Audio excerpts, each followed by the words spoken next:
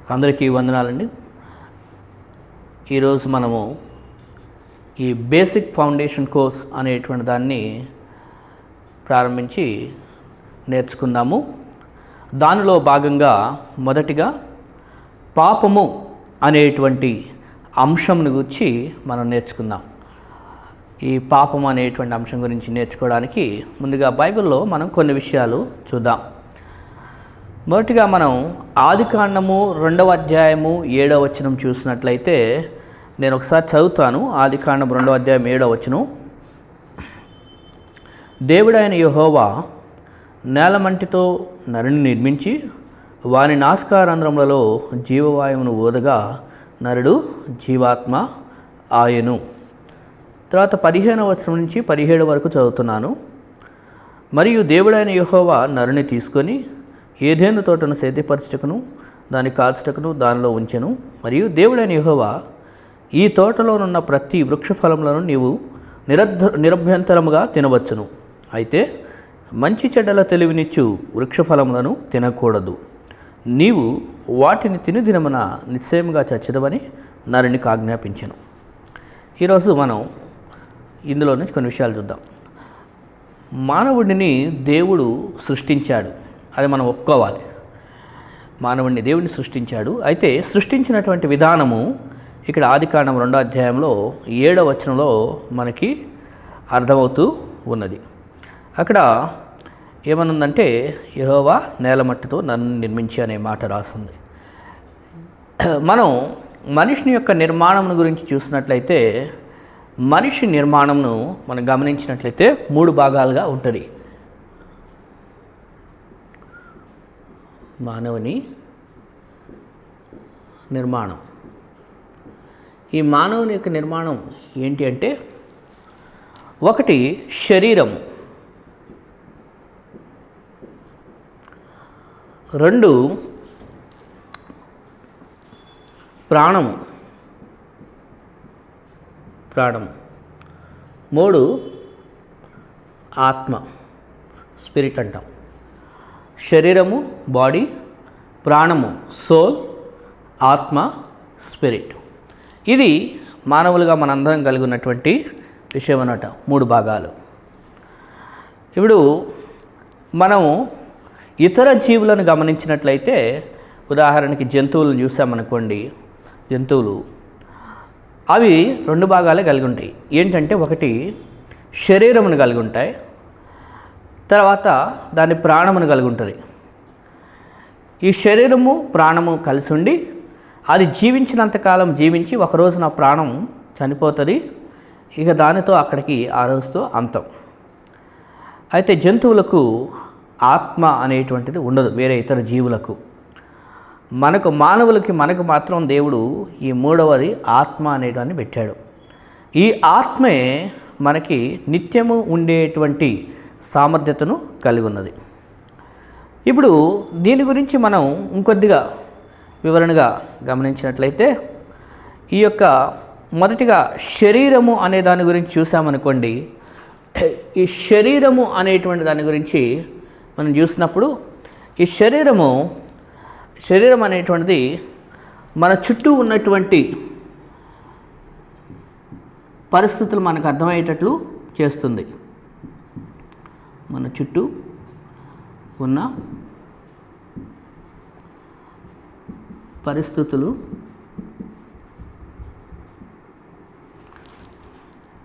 మనకు తెలుపును. ఇది శరీరం పని. అంటే వాతావరణం వేడిగా ఉంది, శరీరానికి వేడిగాలు తగులుతుంది. వాతావరణం చల్లగా ఉందనుకోండి, మన శరీరానికి చల్లటి గాలి తగులుతూ ఉంటుంది. కాబట్టి మన చుట్టుప్రక్కల ఉన్న లోకంలో, చుట్టుప్రక్కల ఉన్న ప్రదేశం ఏంటి అనేటువంటిది అర్థమవుతూ మనకి తెలుస్తుంది అన్నమాట.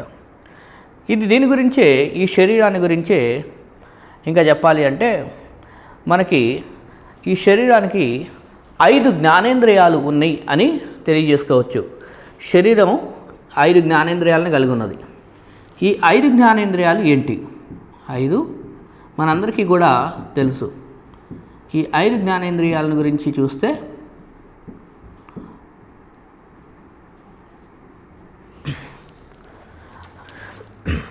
ఒకటి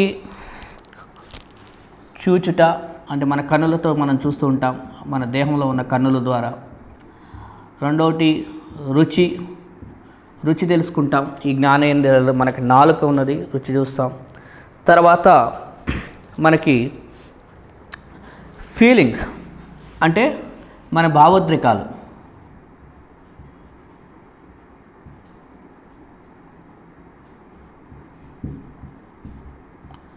మన భావోద్రేకాలు,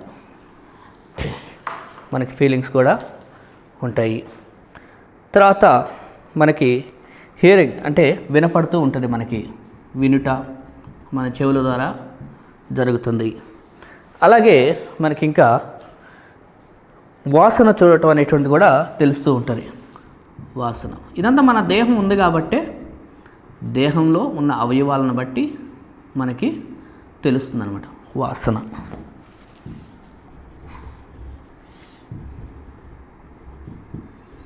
సో ఈ 5 జ్ఞానేంద్రియాల ద్వారా, శరీరంలో ఉన్న జ్ఞానేంద్రియాల ద్వారా మనకు అర్థమవుతున్నది. దేవుడి శరీరాన్ని నిర్మించాడు, శరీరంలో మనకు జరుగుతున్నటువంటిది. తర్వాత ఈ మానవ నిర్మాణంలో రెండవ భాగము ప్రాణము అని చెప్పుకున్నాం. ఈ ప్రాణం గురించి కూడా మాట్లాడుకుందాం. ఆత్మ అనేది ఇంకొద్ది కిందకి రాస్తాను, ఇంకా తెలుస్తుంది. ఇప్పుడు మనం ఈ ప్రాణము అనే దాని గురించి మాట్లాడుకుంటే ఇదేంటి అంటే దీన్ని మనము ఈ ప్రాణం అనేటువంటిది మన గురించి మనకి తెలిసేటట్లుగా తెలుస్తుంది, మనకు తెలియజేపిస్తుంది. దీన్నే స్వీయ చేతన అని అంటారు. స్వీయ చేతన, సెల్ఫ్ కాన్షియస్ అంటారు. మన గురించి మనకి ఈ ప్రాణం ఉండటం బట్టే మనకు అర్థమవుతుంది. ఈ యొక్క స్వీయ చేతనలో కూడా ఎట్లాగైతే శరీరంలో 5 జ్ఞానేంద్రియాలు ఉన్నాయని చెప్పుకున్నామో, అలాగే ఈ స్వీయ చేతన అంటే మన గురించి మనకి తెలుసుకునేటట్టు చేస్తుందని చెప్పాను కదా, దీంట్లో కూడా 5 భాగాలు ఉన్నాయన్నమాట. ఈ 5 భాగాల గురించి మనం చూస్తే ప్రాణముల గురించి ఒకటి ఏంటంటే, దీనికి ఉన్నటువంటి దాంట్లో మనస్సు, మైండ్ అంటాం. మనస్సు ఒకటి, మనస్సు. లేకపోతే రెండవది విల్, చిత్తం. చిత్తం అనేటువంటి దాన్ని కలిగి ఉంటాం. అంటే మనకంటూ మనకి ఏదైనా పని చేయటానికి ఒక చిత్తాన్ని కలిగి ఉంటాం. నేను పండుకోవాలనుకుంటే పండుకొనిపిస్తాను, లేదంటే బయటికి వెళ్ళి నడవాలనుకుంటే నడుస్తాను. నాకు ఏదనిపిస్తుందో నాకు ఒక చిత్తం అనేది ఉన్నది. అలాగే ఎమోషన్స్, మనోభావాలు అని అంటాం కదా, లేకపోతే భావోద్రేకాలు అంటాం కదా, అదనమాట మనోభావాలు. ఇవి కూడా మనకు ప్రాణం ఉంది కాబట్టి మన మనోభావాలు అనేటువంటివి మనకి పనిచేస్తూ ఉన్నాయి. అలాగే మరొక మాట ఏంటంటే, ఈ యొక్క ఈ స్వీయ చేతన ద్వారా ఈ యొక్క ప్రాణంలో మనకి జరిగేటువంటిది మనస్సాక్షి అనేటువంటిది కూడా ఒకటి మనకు ఉంటుంది. మనస్సాక్షి ఇది మనకు ప్రాణాన్ని బట్టి మన లోపల మన మనస్సాక్షి పనిచేస్తూ ఉంటుంది. దీని తర్వాత దీన్నే అంటే ఇందాక మనం స్వీయ చేతన అని చెప్పుకున్నాం కదా, దాంతోనే ఇంకొక మాటను మనం జోడించి ఇందులో ఈ 5 భాగాల్లో మరొక భాగం ఏంటంటే స్వీయ స్పృహ అనేటువంటిది కూడా మనం చెప్పుకోవచ్చు. చెప్తాను, నేను దీన్ని వివరిస్తాను. స్వీయ స్పృహ,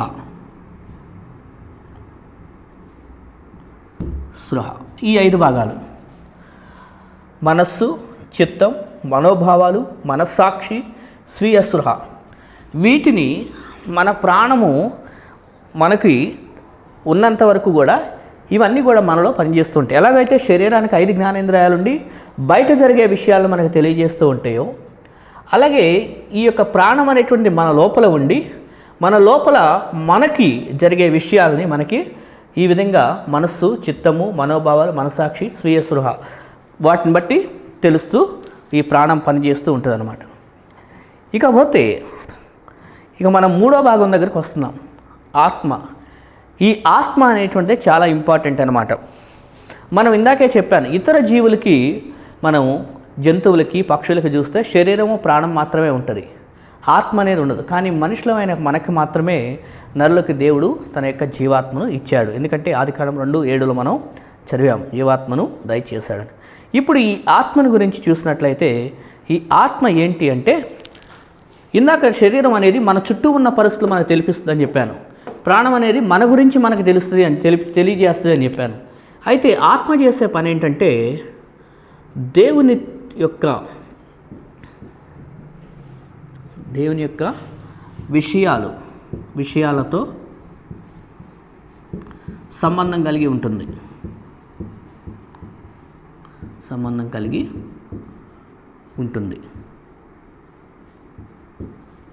ఇది మనం అర్థం చేసుకోవాలన్నమాట. అయితే దీన్నే గాడ్ కాన్షియస్ అంటాం.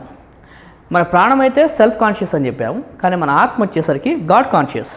దేవుని యొక్క మనసాక్షితో, దేవుని యొక్క మనసుతో, దేవుని యొక్క విషయాలతో మనకి సంబంధం కలిగేటట్లుగా చేస్తుంది. ఇది మనిషికి 3 భాగాలకు ఉన్నటువంటి విషయంలో 3 భాగాలు చేసేటువంటి పనులు అనమాట. ఈ 3 కూడా 3 విధాలుగా మనకి పనిచేస్తుంటాయి. ఇప్పుడు మనం ఇందాక చెప్పినట్లుగా ఈరోజు మనం చెప్పుకునే టాపిక్ పాపము అనేటువంటి టాపిక్ గురించి చెప్పుకుంటున్నాం మనం. ఇప్పుడు మనం అందులోకి వచ్చి గమనించినట్లయితే ఈ పాపము అనేటువంటి దాని గురించి మనం గమనించినప్పుడు అసలు పాపము అనగా ఏంటి అనేది మనం గమనిస్తే, అనగా ఏమిటి, ఈ పాపం అనగా ఏమిటి అంటే బైబిల్లో మనకి అనేక విషయాలు ఉన్నాయి. కానీ ఇప్పుడు అన్నీ చెప్పుకోగానే కొన్ని విషయాలు చూద్దాం. యెషయా గ్రంథము 59:2వ వచనంలో నేను ఒక మాట చదువుతాను. యెషయా 59:2. మీ పాపములు ఆయన ముఖమును మీకు మరుగుపరిచిన గనుక ఆయన ఆలకింపుకున్నాడు. ఇక్కడ పాపం అనేటువంటిది మనం చేస్తే అది దేవుడు మన ప్రార్థన వినకుండా ఉన్నాడు అన్నది. ఎందుకని అంటే మరుగు చేసింది, ఆయన ముఖాన్ని మరుగుపరచను అనే మాట ఉంది. ఏంటిది అని అంటే దీని గురించి అర్థం చేసుకున్నప్పుడు మనం యెషయా 59:2లో చదువుకున్నాము వచనాన్ని. యెషయా 59:2 మనకి దేవుని నుంచి మనకి దేవుని ముఖం మరుగై ఉందనే విషయం అర్థమవుతుంది. అయితే కొన్ని సందర్భాలుగా కొన్ని విషయాలను బట్టి మన బైబిల్లో పాపాన్ని బట్టి ఏం చెప్పుకోవచ్చు అంటే, ఒకటి, దేవుని యొక్క ప్రమాణాలకు ఈ పాపము అనేటువంటిది అవిధేయత కలిగి ఉంది. దేవుని యొక్క ప్రమాణాల విషయంలో పాపం ఏం చేస్తుందంటే అవిధేయత కలిగి ఉన్నది. ఇంకో మాటలో చెప్పాలంటే అవిధేయత. పాపం అనగా అవిధేయత. ఈ అవిధేయత అనేది దేవుని ప్రమాణాల విషయంలో విధేయత లేకుండా అవిధేయత కలిగి ఉంటాం.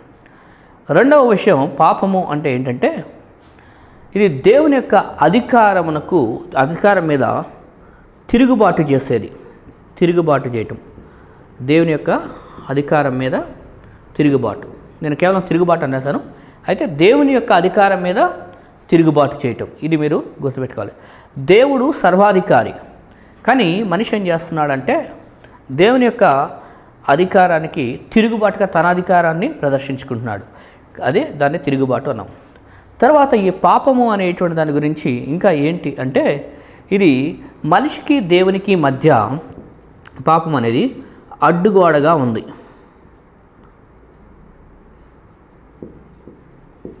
అడ్డుగోడ. పాపము అనేది మనిషికి దేవునికి మధ్య అడ్డుగోడగా నిలుస్తూ ఉన్నదన్నమాట. సో ఇలా చెప్పుకుంటూ వెళ్తే మనకి బైబిల్లో పాపము అనే దాని గురించి ఇంకా చెప్పుకోవాల్సిన చాలా విషయాలు ఉన్నాయి. కానీ ఈ యొక్క పాపము అంటే ఈ మాటతో అక్కడ వరకు వర్ణించుకున్నాం.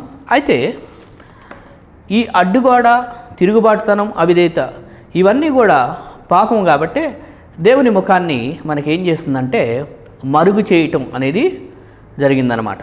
పాపం అనేటువంటిది ఈ విధంగా మరుగు చేస్తుంది. అయితే ఇప్పుడు పాపము అనేటువంటిది అసలు మనం పాపము అని మాట్లాడుకుంటున్నాం.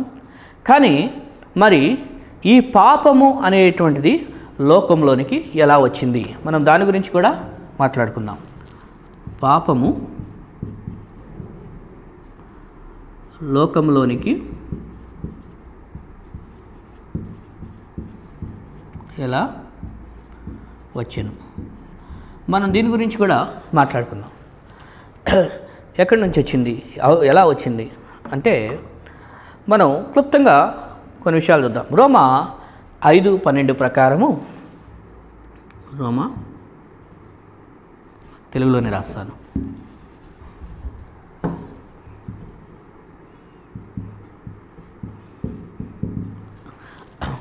రోమా 5:12 ప్రకారము ఈ పాపం అనేటువంటిది అంటే లోకంలోనికి అని మాట్లాడుతున్నాం. అంటే పాపము ఎక్కడ పుట్టింది అనే దాని గురించి మనం మాట్లాడుకోవట్లేదు, దయచేసి గమనించండి.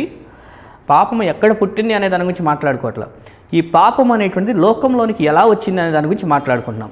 కాబట్టి ఈ రోమా 5 ప్రకారం చూస్తే ఆదాము ద్వారా లోకంలోనికి పాపం వచ్చెను అనే విషయం అర్థమవుతుంది.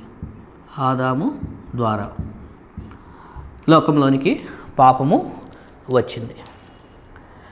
ఇంకా ఈ లోకంలోనికి పాపం ఎలా వచ్చింది అంటే మరొక విషయం, కీర్తనలు 51:5. కీర్తనలు 51:5 ఆ వచనం ప్రకారము తల్లిదండ్రుల ద్వారా పాపము వచ్చెను ద్వారా. ఎందుకనంటే భక్తుడు దావీదేమన్నా అంటే నా తల్లి గర్భంలోనే నన్ను పాపంలో కన్నది అనే మాట చెప్పాడు. గర్భం నుంచే పాపం. ఇక తర్వాత మూడో విషయం కూడా ఉంది, పాపం అనేటువంటి లోకంలో మనకి ఎలా వచ్చింది అని. అది రోమా 3:23 వచనం ప్రకారం. రోమా 3:23 వచనం ప్రకారం ఇది వ్యక్తిగతమైన పాపం ద్వారా, అంటే ఒక మనిషి తను సొంతగా చేసుకున్నటువంటి సొంత నిర్ణయాల ద్వారా, మనిషి సొంత నిర్ణయాల ద్వారా, మనిషి యొక్క సొంత చిత్తాన్ని బట్టి అంటాం కదా, సొంత నిర్ణయాలు, సొంత చిత్తాన్ని బట్టి కొన్ని పాప పనులు మనమే పర్సనల్గా చేస్తాం వ్యక్తిగతంగా. అందుకే మనిషి యొక్క సొంత చిత్తాన్ని బట్టి ఈ లోకంలోనికి పాపం వచ్చింది. పాపం అనేటువంటిది ఈ విధంగా వచ్చిందని చెప్పుకున్నాం. అయితే ఈ మూడింటిని కూడా నేను మరొక పదాలతో చెప్తాను. దీన్ని మొదటిగా రోమా 5:12 ఆదాము ద్వారా వచ్చినటువంటి పాపము అని చెప్పుకున్నాము.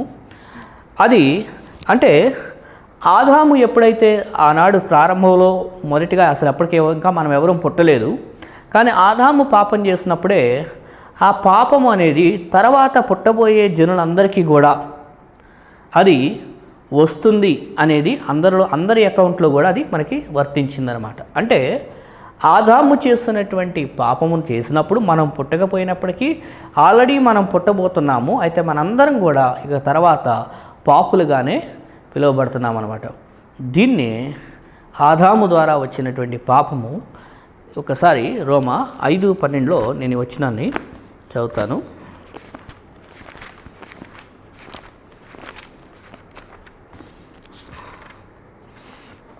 ఏమనుందంటే, ఒక మనిషిని ద్వారా పాపము ద్వారా మరణమును లోకము ఎలాగ ప్రవేశించిన అలాగనే మనుష్యులందరూ పాపం చేసినందున మరణం అందరికీ సంప్రాప్తమాయను అనే మాట ఉంది కదా. ఇక్కడ సంప్రాప్తమాయను అనే పదం ఉంది. అంటే ఎప్పుడైతే ఆదాము పాపం చేశాడో ఈ ఆదాము చేసిన పాపం అనేటువంటిది మనుషులందరికీ కూడా సంప్రాప్తమైంది. అంటే పాపము సంప్రాప్తమైంది, పాపము ద్వారా వచ్చేటువంటి రిజల్ట్ మరణం కూడా సంప్రాప్తమైను. ఇది సంప్రాప్తమైను మరణం అని సంప్రాప్తమైన పాపము, సంప్రాప్తమైన పాపము. అలాగే తల్లిదండ్రుల ద్వారా వచ్చినటువంటి పాపం ఉంది. తల్లిదండ్రులు తర్వాత పిల్లలు, అక్కడ తర్వాత వాళ్ళ పిల్లలు. దీన్ని సంక్రమించిన పాపము అని కూడా అంటారు. సంక్రమించిన పాపము అంటే తల్లిదండ్రులు, దాని తర్వాత వారికి వచ్చేటువంటి సంక్రమించినటువంటి తల్లిదండ్రుల ద్వారా వేరే వాళ్ళకు వచ్చేటువంటి పాపం. ఇకపోతే మూడోది రోమా 3:23 మనిషి యొక్క సొంత చిత్తాన్ని బట్టి పాపము అని చెప్పుకున్నాం. మనిషి యొక్క సొంత చిత్తాన్ని బట్టి అంటే తను చేస్తున్నటువంటి సొంత నిర్ణయాలను బట్టి, పాపపు నిర్ణయాలను బట్టి పాపం చేయటం. దాన్ని వ్యక్తిగతమైన పాపము అని కూడా అంటారు. అంటే వ్యక్తిగతంగా చేశాడు కాబట్టి వ్యక్తిగతమైన పాపం. సో ఈ విధంగా ఆదాము ద్వారా మనకి సంప్రాప్తమైన పాపము, తల్లిదండ్రుల ద్వారా సంక్రమించిన పాపము, అలాగే సొంత చిత్తాన్ని బట్టి మనిషి చేసుకున్న పాపం, దాన్ని వ్యక్తిగతమైన పాపం అని అంటారు. ఇది పాపం అనేది లోకంలోకి ఎలా వచ్చింది అనే దాన్ని చెప్పుకున్నాం అన్నమాట. కాబట్టి అది విషయం మీకు అర్థమైంది. అయితే పాపము చేసాం సరే, ఇప్పుడు ఏదైనా మనం ఒకటి చేసామంటే చేసిన తర్వాత దానికి ఏదో ఒకటి ఖచ్చితంగా ఒక ఫలితం, ఒక రిజల్ట్, ఒక ఫలితం అనేది కనపడుద్ది. ఇప్పుడు దీని గురించి మనం ఆలోచన చేస్తే మరి పాపం చేస్తున్న మాట నిజమే, పాపం వచ్చిన మాట నిజమే. మరి ఇప్పుడు పాపం వచ్చింది సరే, ఈ పాపము ద్వారా ఏం కలిగాను అంటే ఏం జరిగింది, పాపాన్ని బట్టి ఏం జరిగింది అనేది మనం చూస్తే, పాపం ద్వారా ఏమి కలిగాను అని చూస్తే అంటే దాని యొక్క ఫలితం ఏంటి అంటే రోమా 6:23లో మనకి దీని సమాధానం ఉన్నది. రోమా 6:23 రోమా 6:23లో పాపం వలన వచ్చు జీతము మరణము అనే మాట రాస్తుంది. మరణం ఇదన్నమాట పాపం ద్వారా వచ్చేటువంటి జీతం. ఎప్పుడైతే మనం మరణము అన్నామో, మనందరికీ కూడా మరణము అంటే చావు అనేటువంటిది అందరికీ తెలుసు. దాని గురించి పెద్దగా పరిచయం చేసి మరణం అంటే ఇది అది అని ఇంకా చెప్పనక్కర్లే, కానీ దాదాపు మరణం అంటే చావు అనేది అందరికీ కూడా మాట వినే ఉంటారు. అయితే ఈ మరణం గురించి బైబిల్ మనకి ఇంకా కొద్దిగా వివరంగా మనకి వివరిస్తూ ఉన్నది. ఈ మరణం గురించి మనకి బైబిల్ వివరిస్తుంది. ఏంటి అంటే మరణం అన్నప్పుడు ఈ మరణము అనేటువంటిది మనకి 3 రకాలైనటువంటి మరణాలుగా ఉన్నది.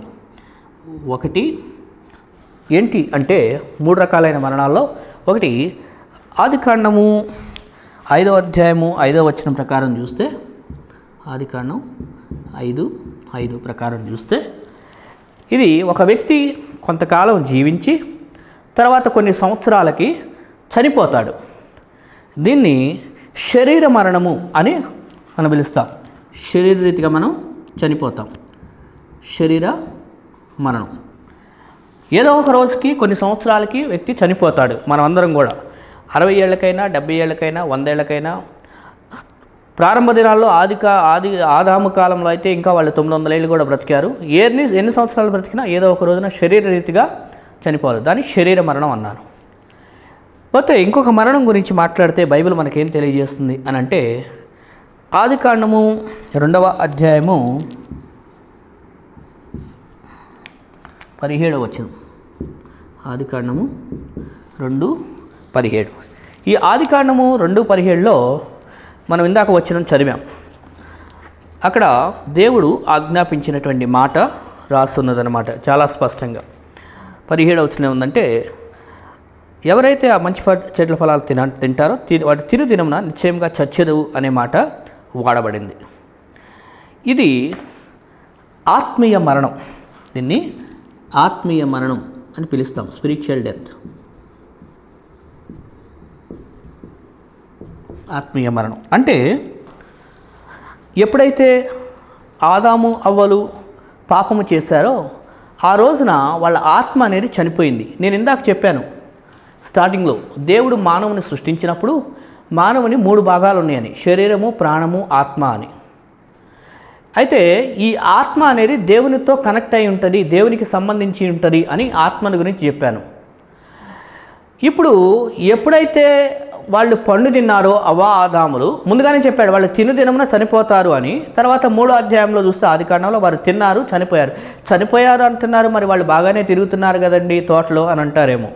అయితే వారు చనిపోయినటువంటి ఏం చనిపోవడం అంటే శరీర మరణం కాదు, ఆత్మీయ మరణం. అనగా వారికి 3 భాగాలని చెప్పాను కదా, ఆ 3 భాగాల్లో ఈ ఆత్మీయ మరణం అనేది వాళ్ళకు ఉన్నటువంటి ఆత్మ అనేది చనిపోవడం జరిగింది అక్కడ. ఈ ఆత్మ అంటే వాళ్ళు కేవలం ఇప్పుడు శరీరం, ప్రాణం ఉన్నారు, ఆత్మ ఏమైపోయిందంటే చనిపోయిందనమాట. ఇది మీరు అర్థం చేసుకోవడానికి నేను చిన్న ఉదాహరణ చెప్తాను. ఉదాహరణకి మీ దగ్గర బాగా విలువైనటువంటి ఒక మొబైల్ ఫోన్ ఉంది అనుకుందాం. బాగా విలువైన మొబైల్ ఫోన్ 20,000 పెట్టో మీరు 30,000 పెట్టో ఖర్చు పెట్టుకున్నారు. అలాగే అందులో మంచి బ్యాటరీ కెపాసిటీ కూడా ఉంది. బ్యాటరీ కూడా 6000 mAh అను 5000 అంటే 5000 mAh అను వాటి కెపాసిటీ కూడా చాలా మంచిది. ఇప్పుడు మొబైల్ ఫోను 20,000 పెట్టి ఖర్చు పెట్టుకున్నారు, అలాగే బ్యాటరీ కూడా బాగుంది. కానీ అందులో మనం వేరే వాళ్ళకి ఫోన్లు చేయాలి అంటే లేకపోతే మనకి ఫోన్లు రావాలి అంటే అందులో మనకి మూడవది ఇంకొకటి ప్రాముఖ్యంగా ఏం కావాలంటే సిమ్ కార్డు కావాలి. ఆ సిమ్ కార్డు ఉంటేనే నెట్వర్క్ కనెక్ట్ అవుతుంది. ఆ నెట్వర్క్ కనెక్ట్ అయ్యి మనం ఫోన్లు చేసుకోవడానికి పనికొస్తుంది. అట్లాగే ఆ సిమ్ కార్డు లాంటిదే ఈ ఆత్మ కూడా. ఈ ఆత్మ అనేటువంటిది యాక్టివ్గా ఉన్నంతసేపు దేవునితో మనం సంబంధం కలిగిన వారంగా ఉంటాము. ఆత్మ చనిపోయింది. ఇప్పుడు మనం కొన్నిసార్లు డెడ్ సిమ్ ఉంటుంది మన దగ్గర, కొన్ని వాడకుండా ఉంటే కొంతకాలానికి సిమ్ డెడ్ అయిపోయింది అంటాం కదా, అలాగే డెడ్ సిమ్ ఉంటుంది అనమాట. డెడ్ సిమ్ మనం ఎంతసేపు వేసినా కూడా ఇంక తర్వాత సిమ్ అయితే చూడడానికి బాగానే ఉంటుంది, కానీ వేసినా కూడా అది మనం ఫోన్లు చేసుకోలేము. కారణం ఏంటి అంటే అది డెడ్ అయిపోయింది. ఆ సిమ్ అయితే ఉంది కానీ డెడ్ అంటే చనిపోయింది అది. అలాగే ఇప్పుడు ఏమైంది అంటే ఈ ఆత్మ పాపం చేసినందుకు ఉంది లోపల ఆత్మ, కానీ చనిపోయిన ఆత్మగా ఉందన్నమాట. అది ఆత్మీయ మరణం. అంటే మరణం అనే పదానికి అర్థం ఏంటంటే ఎడబాటు అని కూడా మనం గుర్తుపెట్టుకోవాలి. ఏమైంది అంటే ఇప్పుడు ఆత్మ అనేది అప్పటిదాకా దేవునితో సంబంధం కలిగి యాక్టివ్గా ఉన్నటువంటి ఆ ఆత్మ ఎప్పుడైతే చనిపోయిందో డియాక్టివేట్ అంటే అది మరలా ఆ సంబంధాన్ని కోల్పోయింది, ఎడబాటు కలిగింది అనమాట నెట్వర్క్ నుంచి. ఆత్మీయ మరణం కూడా అదే అనమాట, దేవుని నుంచి ఎడబాటు కలగటం. 3 రకాల మరణాలు అని చెప్పాను: శరీర మరణం, ఆత్మీయ మరణం. ఇక ఇంకొక మరణం గురించి మాట్లాడితే ఇది ప్రకటన గ్రంథంలో మనకి చూస్తూ ఉంటాం.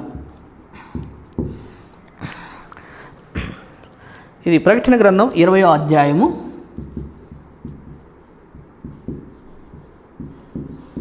14వ వచనం ప్రకారము, ఈ యొక్క ప్రకటన గ్రంథం 20వ అధ్యాయం 14వ వచనం ప్రకారము దీన్ని నిత్య మరణము అనే పదంతో పిలుస్తారు. నిత్య మరణం, నిత్య మరణం, లేదా దీన్నే రెండవ మరణం అని కూడా బైబిల్లో చెప్పడం జరిగింది. రెండవ మరణం దీన్ని చెప్తాను నేను. నిత్య మరణం అంటే ఒకసారి ఆత్మ చనిపోయిన తర్వాత, ఈ ఆత్మ ఎప్పుడైతే చనిపోయిందన్నామో ఇక తర్వాత మనిషి ఏంటంటే బ్రతుకున్నప్పటికీ కూడా మనం బ్రతుకుతూ ఉన్నాం, దేవునితో సంబంధం లేకుండా ఉన్నాం. కాబట్టి తర్వాత మనిషి శరీరరీతిగా చనిపోయిన తర్వాత మనిషి నరకంలోనికి వెళ్ళిపోతాడు. ఇక ఆ నరకంలో 10 సంవత్సరాలు, 20 సంవత్సరాలు, 100 సంవత్సరాలు అనే ఏమి లేదు, కానీ ఎల్లకాలము కూడా శాశ్వతంగా ఇక నరకంలోనే ఉండిపోతాడు. ఇక నిత్యము కూడా దేవుని నుంచి ఎడబాటు అవుతాడు. మరణం అంటే దేవుని నుంచి ఎడబాటు అని చెప్పాం. ఇక నిత్యము కూడా దేవుని నుంచి ఎడబాటుగానే ఉండిపోతాడు. అందుకని ఈ భూమి మీద ఉండగానే మనం దేవునితో సంబంధం పెట్టుకోవడం అనేది చాలా ఇంపార్టెంట్ అనమాట. అందుకని ఆత్మీయ మరణం అనేది పొందిన మనము వెంటనే ఆత్మను బ్రతికించుకోవాలంటే యేసుక్రీస్తు వారి ద్వారా మనము సంపాదించుకోవాలి. యేసుక్రీస్తు వారు తిరిగి మన ప్రాణాన్ని ఇస్తారు, ఆత్మీయను ఆత్మ మనల్ని బ్రతికింపజేస్తాడు. అదే తిరిగి జన్మిస్తాం అంటే. మళ్ళీ ఆ విషయాన్ని గురించి ఇంకొకసారి మాట్లాడతారు. సో ఇక్కడ ఈ మరణం అనేది 3 రకాల మరణం అనమాట. సో ఇప్పుడు మీకు అర్థమైంది అనుకుంటాను అంతా కూడా. దయచేసి జ్ఞాపకం చేసుకోండి. ఎక్కడైనా మీకు అనుమానం ఉన్నట్లయితే మీరు నన్ను సంప్రదించినట్లయితే దీని గురించి నేను ఇంకో కొద్దిగా మీకు వివరణ ఇస్తాను. Thank you very much.